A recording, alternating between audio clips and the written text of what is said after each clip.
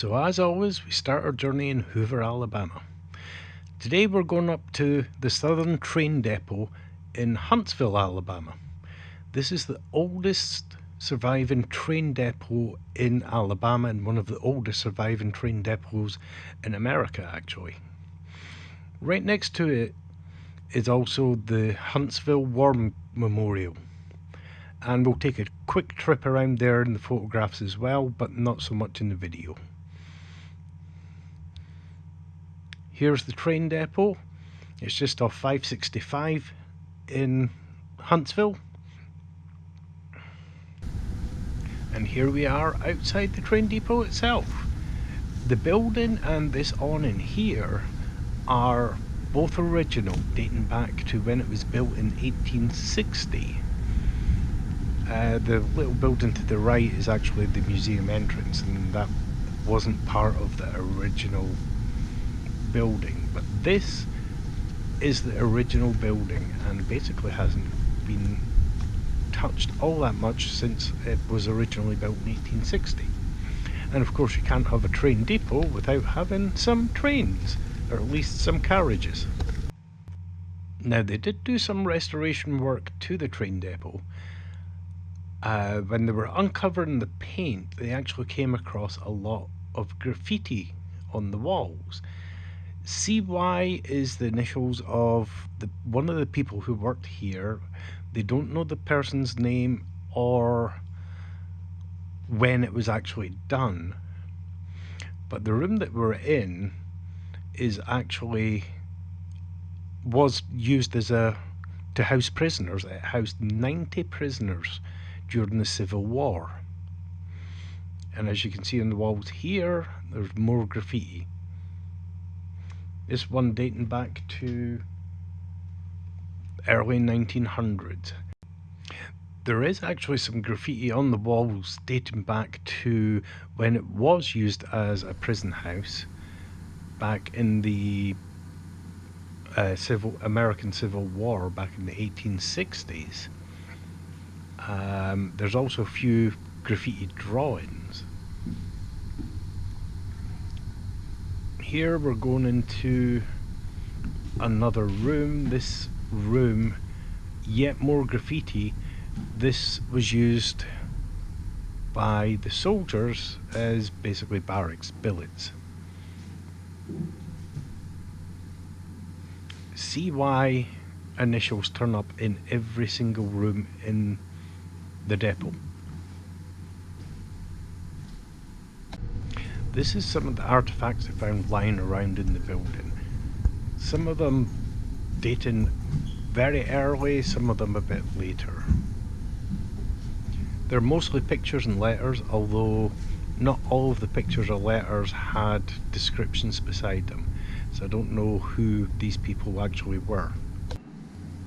Some more artifacts from the train depot. These were actually train conductors' hats and various badges, and along this wall was a typical soldier's kit from the Civil War, what you would find. Of course, these are all replicas and not original from the Civil War, but shows you what a soldier would have to carry around with him during that period.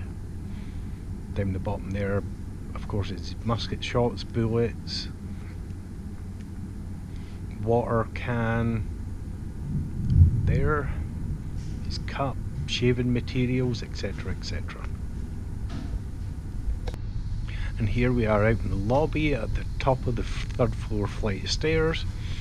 This is basically a room depicting maps and details about what the train depot was used for in the Civil War, transporting troops and goods up to the soldiers from the south. This depot was also used very heavily for the transportation of cotton. Huntsville and the South in general being one of the biggest cotton producers in America. We're now down on the second floor, and this room was used by the depot master. It had a fireplace over here. This room is currently under renovation, so there's not a lot actually in it at the moment. but once it gets renovated, they'll start putting the artifacts back in. There are a couple of things like this train diorama on the wall, and a couple of pictures showing where the line went. This was the longest line in the world at one point, and went all the way from the Mississippi through to Charleston. This room is a depiction of what the cotton trade was like. There's a cotton picker bag there. Over here was a cotton seed separator. And right there is actually a 500-pound bale of cotton. 500-pound bales were the norm for transporting over the railway. Through here we've got some old lamps and models of various transportations, carriages, and of course a steam engine. This is actually a working model steam engine. The carriages are not, the carriages are just there for show. But that steam engine actually works. And this is just more artifacts from that era, including a gas pump, old tills, there's an old radio, an old washer, and some irons.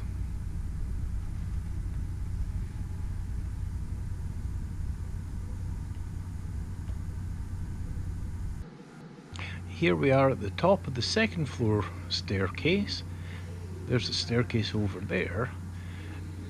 Now, the stairs up to the second floor were actually removed way back to prevent people from getting up, and a false ceiling was put in. This room here was another management room. It's now filled with artifacts. In this cabinet they had old pictures of the railway and some of the trains that came through it, and on the other side you had tickets, some of them dating way back to the early 1900s and the late 1800s. Now, back then yellow fever was a big thing, and Huntsville was actually declared one of the cleanest cities in America. So a lot of people came by rail to Huntsville to get rid of their ailments. Obviously, these were people that had some money. Over there, currently doing some construction. Can't wait to see the train on it next week. It used to be upstairs, but now they're cleaning it up. So the men would wait down here. The women would flee to a separate waiting room where they could knit and maybe, get their children away from some of the colorful language that the local militia would be using. And they could talk right up here on these tracks.